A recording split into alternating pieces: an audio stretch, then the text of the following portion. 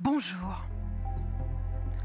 Depuis plus d'1 an, nous vivons comme si une armée d'extraterrestres minuscules et maléfiques avait soudainement envahi la planète pour nous éradiquer.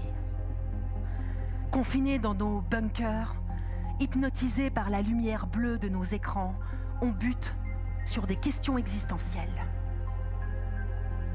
Quoi ? Tout le monde n'a pas accès aux mêmes soins de santé ? Mais non. Hein ? Le rapport destructeur que nous entretenons avec les autres êtres vivants aurait des conséquences ? Mais arrête. Quand on utilise le mot de pandémie, le souci, c'est que ça donne la sensation que tout le monde serait touché en même temps et de la même manière. Parler de syndémie, en revanche, ça aide à respirer. Une syndémie, en résumé, c'est une maladie causée par les inégalités sociales et par la crise écologique entendue au sens large.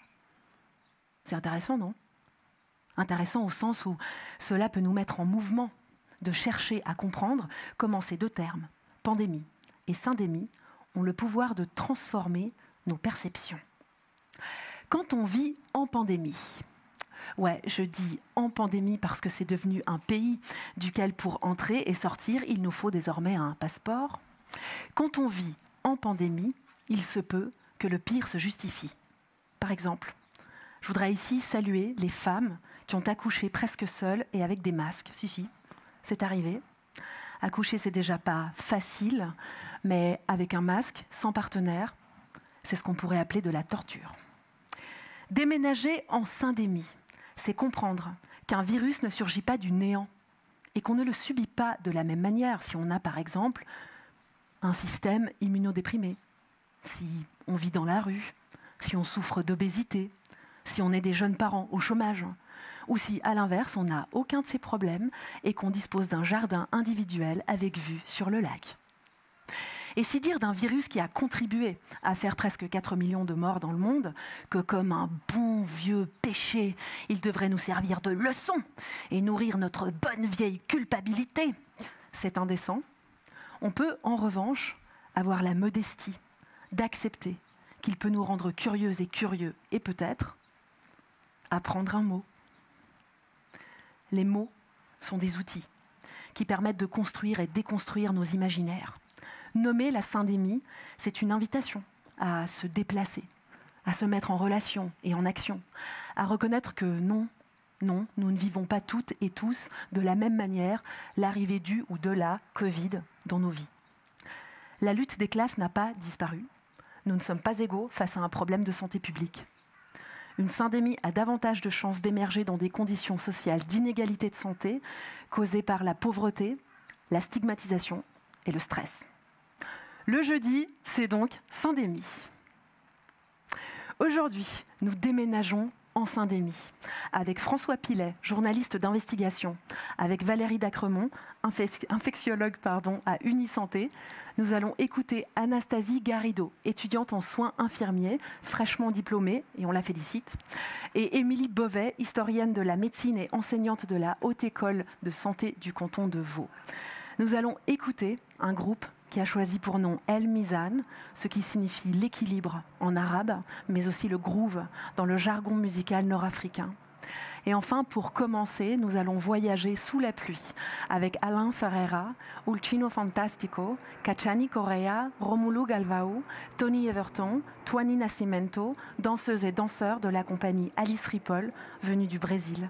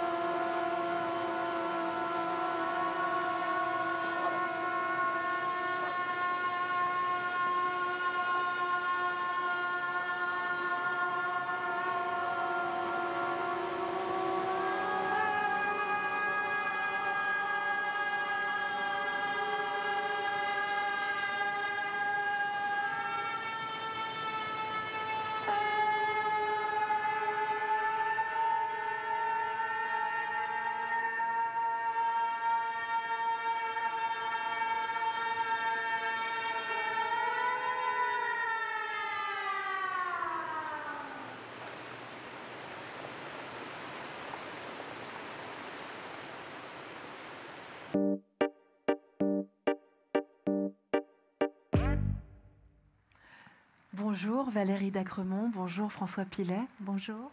Je suis absolument ravie de vous recevoir tous les deux autour de cette notion de la syndémie qu'on va essayer de décortiquer un petit peu avec vous. Valérie, tu es infectiologue à Unisanté. François, tu es journaliste d'investigation. C'est juste. Voilà. Valérie, qu'est-ce que c'est qu'une syndémie ? Je crois que si on prend l'exemple du Covid, on a une belle illustration. On avait les personnes qui étaient affectées par le virus elles-mêmes, qui étaient malades à l'hôpital, qui mouraient et qui meurent encore. Et on avait aussi des personnes qui n'étaient pas touchées par le virus elles-mêmes, mais qui souffraient déjà dans leur santé directement à cause des effets indirects, par exemple de devoir être confinés à la maison, les enfants qui ne pouvaient pas aller à l'école. Donc tous ces effets indirects ne sont pas dus au virus lui-même, mais sont une conséquence sociétale de l'épidémie. Et ensuite, on a encore un étage plus loin, tous les effets sur les secteurs qui ont dû arrêter de travailler, les effets économiques, les effets psychologiques sur toute la population, au-delà des problèmes de santé où on a bien vu un impact majeur. Donc c'est une vraie épidémie avec un effet social, donc une syndémie. Ok, merci pour cette explication précise. François, moi je t'ai découvert à travers des reportages que tu as fait il y a quelques années déjà. Le premier que j'ai vu, c'est les business du sang. J'aimerais bien que tu nous parles un peu, parce que toi tu es en fait à la base un journaliste économique. Qu'est-ce qui t'a fait aller vers le monde de la santé ? Par hasard, effectivement, dans mes recherches comme journaliste économique, en réalité, j'ai rencontré par 2 fois ce qu'on peut appeler aujourd'hui la syndémie, par hasard et presque sur le moment sans m'en rendre compte. Donc le premier reportage, le business du sang, qui a été diffusé sur la RTS Temps Présent et Arte en 2016, que j'ai réalisé avec ma partenaire Marie-Maurice, en fait s'intéresse au commerce du sang, c'est-à-dire du plasma humain. Toute cette industrie fonctionne sur le système des dons rémunérés, une contradiction est déjà dans le terme, aux États-Unis. Donc des populations très pauvres aux États-Unis vendent leur plasma pour quelques dizaines de dollars chaque semaine, et ce plasma est utilisé pour fabriquer des médicaments qui sont vendus partout dans le monde, ici en Suisse et dans tous les hôpitaux. Les gens qui donnent qui vendent ce plasma aux États-Unis viennent des couches les plus pauvres de la population. On a fait un reportage dans des banlieues de Cleveland où là, vraiment, physiquement, on voit que les gens qui sont contraints par nécessité de faire ça pour survivre sont dans un état de fragilité physique et économique qui les rend en réalité malades. Et c'est quand même frappant de constater que ces gens qui sont déjà malades par leur environnement social, économique, en fait, on utilise un produit de leur corps pour fabriquer des médicaments très chers qui vont aider à guérir des gens dans toutes sortes de pays développés et riches. Le second documentaire qu'on vient de réaliser, qui est passé récemment sur Temps Présent, Assurance sur la mort, alors là, ce sont des produits financiers qui permettent de miser sur la mort d'Américains vieux et malades. Ça passe par le système de l'assurance vie, c'est une sorte de viager transformé en produits financiers qui permettent à des investisseurs suisses, par exemple, de tirer profit d'une baisse de l'espérance de vie aux États-Unis d'une population, cette fois âgée, retraitée, qui est contrainte de vendre son assurance vie pour pouvoir payer ses frais médicaux. Et donc dans ces 2 cas-là, on voit que ces systèmes s'adressent à des populations dans les banlieues américaines ou pour les retraités américains qui sont fragilisés physiquement par une situation socio-économique. C'est ça. Ce qui est intéressant aussi dans tes reportages, c'est comment tu mets ça en perspective avec nous ici en Suisse. Parce que là, on parle de l'Amérique où effectivement ça se passe comme ça. Mais évidemment, il y a un retour vers la Suisse. Dans le premier reportage, on apprend qu'effectivement, ces médicaments qui sont faits avec ce plasma récupéré, récolté, j'ai envie de dire, aux États-Unis, il est consommé dans des médicaments ici pour des malades qui sont ici en Suisse. Et puis, ces produits financiers que tu mentionnes, il y a, par exemple, tu le dis, donc la caisse de pension de la ville de Zurich qui investit dans ces produits financiers. Et donc, il y a quelque chose de troublant, de vraiment fondamentalement perturbant, en fait, dans le rapport que ça crée à nos corps et au corps des autres. Absolument. Ces situations de détresse de certaines populations a été identifiée et d'une certaine manière presque spécifiquement visée par certaines industries, dans le cas du plasma ou dans le cas de l'industrie financière sur ces produits financiers très particuliers, sur les retraités, les baby-boomers qui arrivent à la retraite sans économie et qui tout d'un coup sont face à des frais médicaux terribles, terrifiants. Eh bien, dans chacun des cas, le marché a trouvé une opportunité. Et cette opportunité, c'est nous aussi qui en tirons profit pour les médicaments et pour ces produits financiers qui sont achetés par nos caisses de pension pour justement garantir, nous, notre espérance de vie qui ne fait que s'allonger et donc qui coûte très cher. C'est ça. Je dis c'est ça à la belge. Valérie, comment prendre soin de nos corps en fait? Qu'est-ce qu'elle nous apprend cette syndémie? Comment ça pourrait changer en fait le rapport qu'on a à notre corps, à celui des autres, et puis j'ai envie de dire même plus largement au corps des autres êtres vivants sur cette planète? Alors c'est vrai que si on va au-delà du virus lui-même qui a affecté nos corps, il faut qu'on voit aussi qu'on aurait pu prendre du recul et regarder ce qu'on aurait pu faire pour éviter de l'attraper, ce virus. Et ce qu'on a su depuis le début, c'était les facteurs de risque, le fait d'être déjà en mauvaise santé, d'être précarisé, augmentait le risque. Et on aurait pu décider, par exemple, dès le début de l'épidémie, de faire des grands programmes pour aider les gens à perdre du poids, à pouvoir être moins sédentaires, à pouvoir maîtriser leur hypertension artérielle. Mais en fait, il s'est passé tout le contraire. Les gens se sont enfermés chez eux, ont été obligés, n'ont jamais fait aussi peu de sport. Et on ne pouvait même plus aller chez son médecin généraliste pour aller contrôler sa tension ou son diabète. Donc on a vraiment fait exactement l'inverse, c'est-à-dire on s'est focalisé sur la prise en charge aiguë du problème de ce virus et on n'a pas regardé le corps et le patient dans son ensemble avec une vision plus intégrée.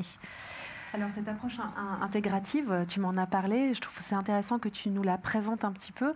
Nous qui sommes des citoyennes et citoyens, qui devons faire des choix dans les votations, on fait des choix de santé publique. Qu'est-ce que c'est une approche intégrative? Alors c'est de vraiment rajouter tout l'aspect préventif. En Suisse, on est vraiment la caricature de la médecine curative, extrêmement technologique qui en devient déshumanisée. Et je pense que vraiment revenir à ce que d'ailleurs les patients veulent aussi, ils réclament ça. Ils veulent une médecine beaucoup plus proche de leurs problèmes quotidiens, de discuter avec eux comment peut-être changer des habitudes de vie. C'est pas facile, mais si on est soutenu, on peut le faire. Donc je pense qu'on a une urgence absolue de parler de prévention. Et c'est vrai d'ailleurs aussi pour la cause elle-même du Covid. C'est-à-dire qu'on entend parler de plans de préparation, epidemic preparedness, dit l'OMS, disent les pays. Donc on va se préparer à la prochaine pandémie. Bon, c'est le minimum qu'on doit faire, bien sûr. Du coup. À la prochaine syndémie, effectivement.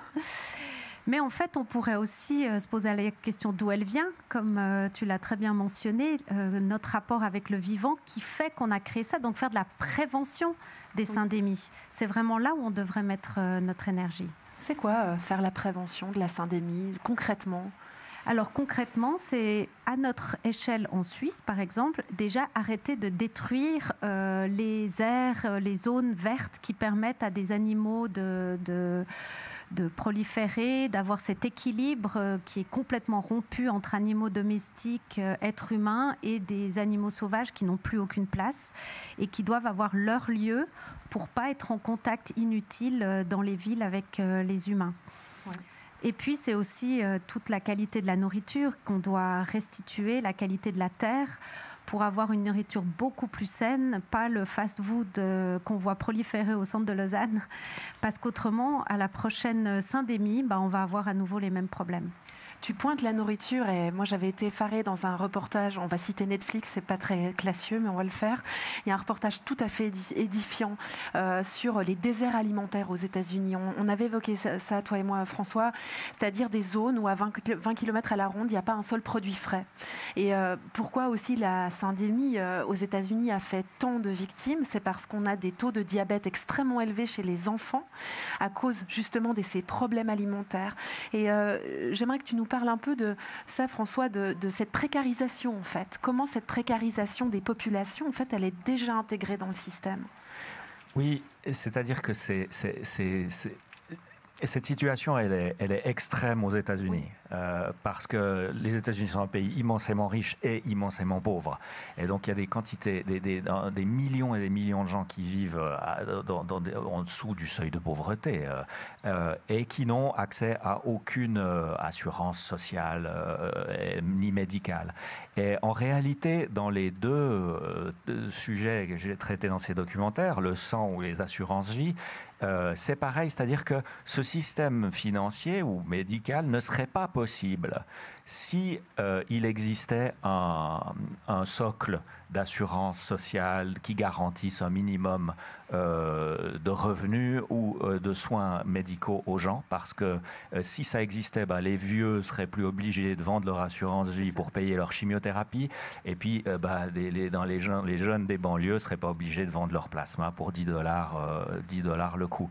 Donc c'est très extrême aux États-Unis, mais ce système, il se nourrit. Nous, on en profite d'une certaine manière. Donc nous, on ne voudrait pas d'un système social tel que le leur. Par contre, dans nos caisses de retraite, eh bien, on est d'accord d'avoir ce genre de produits financiers. Et puis dans nos hôpitaux, on est bien d'accord, quand on est soi-même en danger, de prendre ces médicaments. Donc effectivement, c'est un système global qui existe. Et je pourrais juste rajouter encore que c'est frappant de constater que dans ces deux domaines, le sang et les assurances-vie, l'épidémie de Covid a eu une influence et a permis à ces entreprises de gagner plus d'argent. Parce que pour le plasma a été utilisé, ou ils ont tenté d'utiliser le plasma sanguin pour guérir le Covid. Ça a permis d'augmenter la demande pour ces produits sanguins, du plasma. Et puis pour ces produits financiers qui misent sur la mort d'Américains, la mort précoce d'Américains âgés, les cours ont augmenté énormément avec le Covid. Donc c'est une façon vraiment un peu cynique de profiter de cette fragilité. Il y a quelque chose de très cynique là-dedans. Enfin, moi, je me méfie toujours du cynisme. J'aimerais ouvrir sur d'autres choses. On en a tous besoin, toutes. On parle, moi, ce que j'entends dans l'approche intégrative que tu mentionnes, Valérie, c'est en fait se poser la question du collectif. C'est-à-dire, quand je parlais des corps, de nos corps, des corps des autres, ou des aires vertes, du vivant en général, comment avoir conscience finalement que ces choix, on les fait pas que pour soi personnellement, on les fait pour une collectivité, en fait, pour une communauté. Bon, par exemple, j'aurais rêvé pendant l'épidémie, pour pouvoir prendre des meilleures décisions, d'avoir des indicateurs à côté de ces fameuses courbes du nombre de cas, du nombre d'hospitalisations du Covid, d'avoir par exemple nombre de personnes hospitalisées pour problèmes psychiques, par exemple, ou nombre de consultations chez le psychiatre. Ça nous a manqué, ça. Ce qui fait que peut-être maintenant on aurait une autre perspective, que si on mettait en balance justement de manière intégrée aussi la santé publique, de décider par exemple que plutôt que d'investir des millions dans un nouveau traitement contre le Covid, qui sera peut-être au point quand ce virus sera devenu un parmi d'autres virus sévères, c'est pas le seul virus sévère qu'on a, ou il y aura peut-être déjà le prochain virus qui sera là, plutôt que de faire ça, de dire notre population est peut-être dans un état psychologique vraiment difficile, en particulier les enfants, on ne sait même pas quel impact on a eu sur les enfants avec tout ça, eh bien on devrait peut-être payer les consultations psychologiques pour toute la population, cette prévention qui n'est absolument pas prise en charge en Suisse. Bon, je vous remercie beaucoup. C'est passionnant, puis on aurait envie de continuer à discuter. Le temps est court. Je vous remercie vraiment beaucoup de votre présence. On va enchaîner maintenant sur un reportage. On parle de l'impact sur les enfants, mais il y a aussi les jeunes et les étudiants. On va maintenant découvrir un reportage d'une étudiante en soins infirmiers qui a été déployée, comme on dit, sur le terrain, tout en étudiant. C'est assez important et émouvant, je crois, d'entendre l'archivage des soins infirmiers.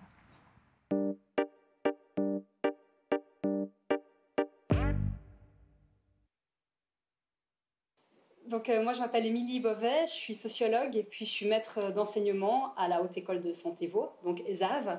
Je m'appelle Anastasie Garrido, je suis étudiante infirmière en 3e année à la Haute École de Santé de Vaud, l'ESAV. Moi, ce qui m'a beaucoup frappée déjà l'année passée, au moment du début du Covid, c'est que vous, les étudiants en soins infirmiers, mais vous avez été mobilisés ou déployés très très rapidement.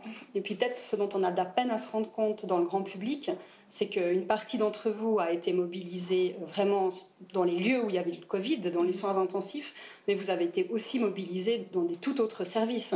Vous devez pouvoir vous adapter à n'importe quelle situation, travailler dans un EMS, pouvoir peut-être faire des tâches très répétitives, et puis tout d'un coup avoir une grande autonomie. Je me sentais valorisée parce qu'on m'avait laissé toute cette autonomie, mais en même temps, je ne me sentais pas en sécurité. Parce que dans tous les cas, j'étais encore étudiante et infirmière, je le suis toujours d'ailleurs, et je ne me sentais pas... Pour moi, je n'avais pas toutes les capacités nécessaires pour pouvoir prendre en charge de façon autonome les patients. J'ai fait tout ce que je pouvais, mais à chaque fois, quand même, je gardais en tête que j'étais étudiante et puis j'essayais de ne pas dépasser mes limites. Il y a un personnel, de manière générale, qui est juste. On frôle tout le temps le sous-effectif, et puis là, très vite, les gens... soit sont tombés malades parce que justement ils ont eu le Covid, ou il y avait des burn-out aussi, et du coup vous vous êtes retrouvés déployés dans ces services-là Exactement. Pour pouvoir remplacer les gens qui tombaient malades. C'est exactement cela. C'était pas que les soins intensifs ou vraiment que des services, quoique en EMS aussi il y avait des résidents qui alors peut-être pas diagnostiqués mais qui possiblement avait le Covid, mais voilà, c'était pas que dans les services où il y avait beaucoup de patients, ou les services vraiment où on amenait tous les patients qui étaient atteints de Covid. Quand on se lance quand même dans ce métier, on sait que c'est un métier où il faut travailler les week-ends, il faut travailler la nuit, les jours fériés, les dimanches. C'est pas qu'on n'a plus de vie, mais on est quand même à un moment donné un peu en décalage avec les autres, parce que le dimanche ou le samedi, la plupart des personnes ne travaillent pas, mais toi tu dois aller travailler. Moi, en tant que maître d'enseignement à ESAV, quelque chose qui me frappe aussi, c'est qu'il y a déjà beaucoup d'étudiantes et d'étudiants qui, avant même la fin du diplôme, savent que peut-être ils vont devoir arrêter la profession. Je pense qu'il y a vraiment un apprentissage qu'on peut faire par rapport à ce qui s'est passé dans cette crise du Covid. Ça a mis en avant justement la profession infirmière d'une certaine manière. On a vu que c'est des personnes héroïques qui s'adaptent. Mais par contre, il y a aussi tout ce souci qui est un petit peu comme la maladie, comme on perçoit la maladie en ce moment, encore depuis un petit moment. Où en fait, la maladie, c'est encore considéré comme une rupture, comme quelque chose qui intervient comme ça dans un corps sain. Et puis là, les infirmières au niveau collectif, c'est un petit peu ce qui s'est passé. Tout d'un coup, il y a eu une rupture, et puis elles ont dû agir très rapidement, s'adapter, et puis un peu colmater les trous, colmater ce qui n'allait pas dans la tempête. Il faut vraiment qu'on revalorise la profession, il faut qu'on lui donne les moyens, parce que sinon, ça va toujours être la même chose. Après une rupture, on colmate les trous, et puis après, on est épuisé. Et je trouve que ce serait vraiment très, très dommage pour la profession.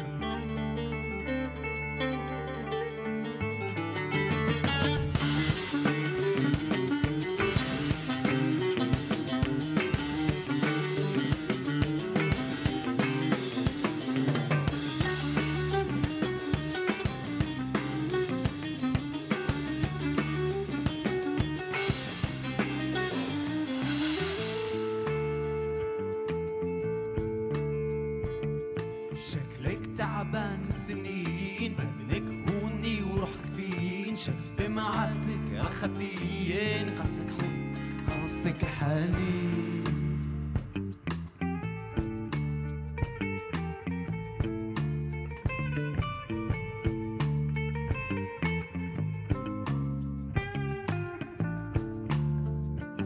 شكلك تعبان من السنين بدك هوني وروحك فين شف دمعاتك عخديين خاصك حب خاصك حنين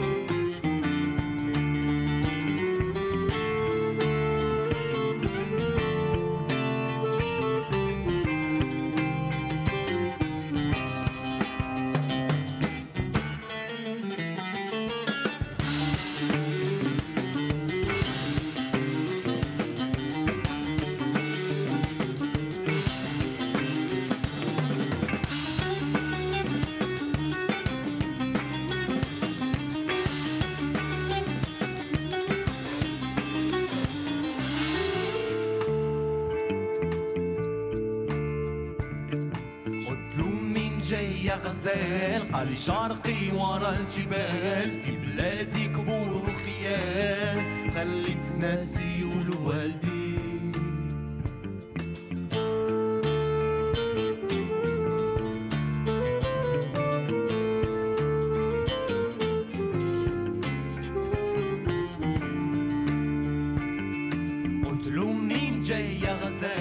قالي شرقي ورا الجبال في بلادي كبور وخيال خلي ناسي والوالدي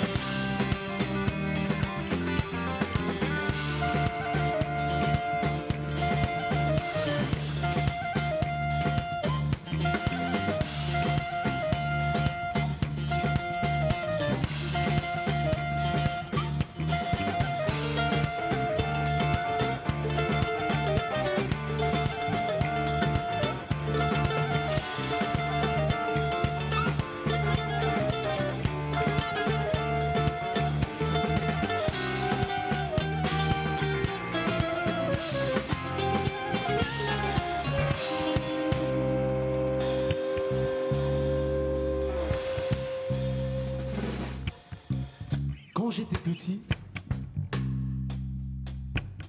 lors d'un printemps, Il y avait des travaux dans mon quartier. Et non loin de là, il y avait un arbre. Et dans cet arbre, il y avait une petite branche qu'elle m'a choisie parmi tous les autres gamins. En m'approchant d'elle, j'ai vite remarqué son désespoir et son mal-être. Elle m'a alors confié ses peurs d'être déracinée et de prendre forme d'une table ronde ou carrée, ou une chaise, ou une... Quitte à mourir, elle aurait préféré de finir chez un luthier et prendre forme d'une guitare, une mandole, une basse, une clarinette. Elle m'a alors confié ses peurs. Et elle m'a supplié, si un jour que je la croisais, que je la fasse vivre et vibrer. Des années plus tard, un printemps très particulier, un printemps pas comme les autres, arrive à son aube qui m'a fait penser à la branche de mon quartier. Un printemps arabe, un printemps akab. صغيرا حينها خرجت من حينا أمشي فكان يوما مشمسا مشرقا جميلا هادئا ربيعيا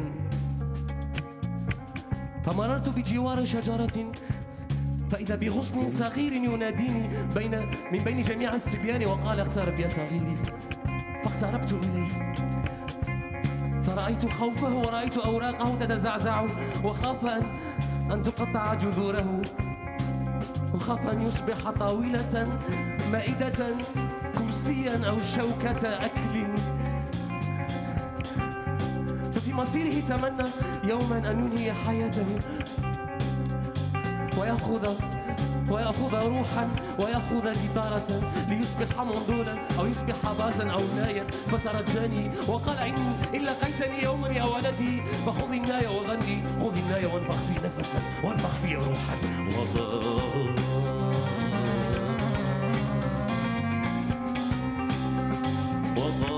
غني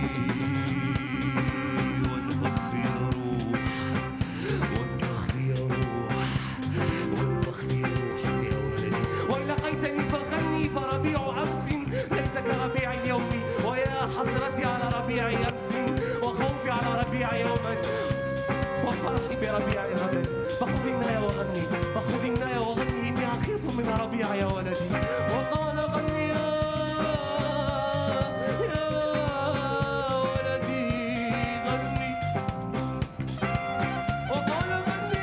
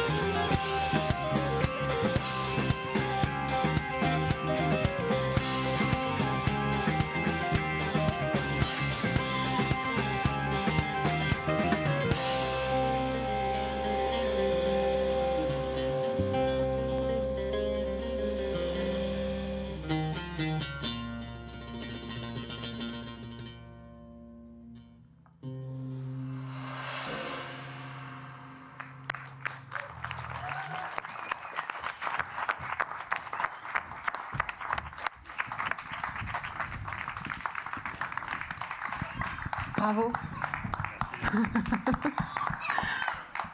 J'attends Samy et Anouar.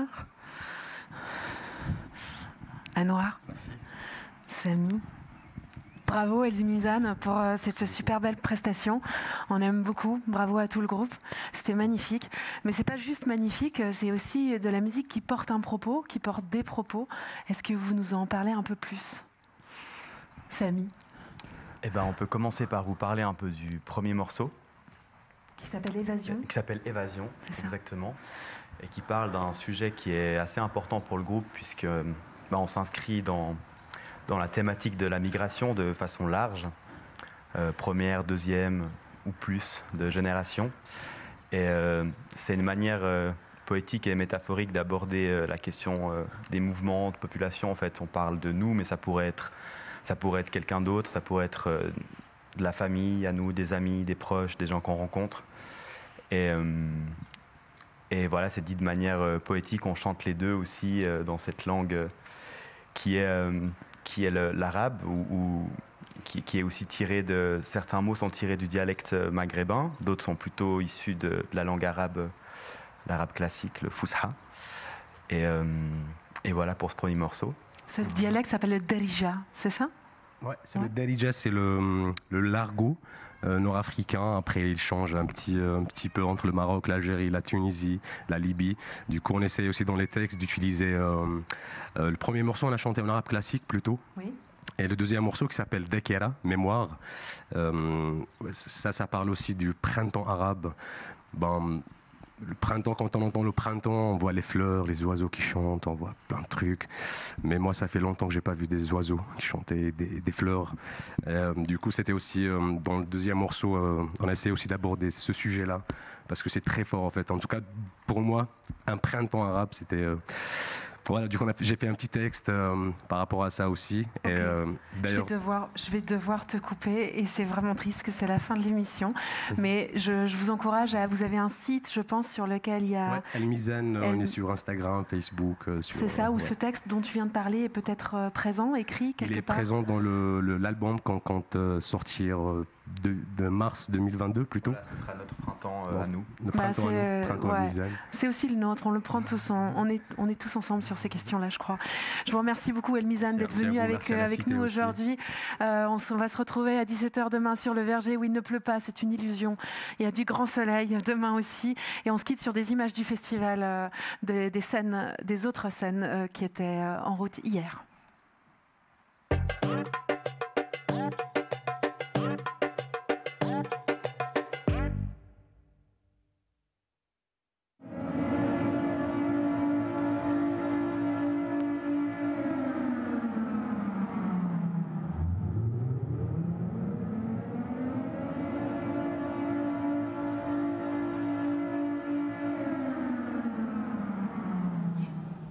Des skis en bois rustique, dernière tendance de cette saison avant le Christ, et font une chorégraphie très masculine, quoi. Hop là là, petit claquement de queue, tac. Voilà, maintenant vous pouvez faire vos bruits, siffler, faire du bruit, dire bravo, tout ce que vous voulez.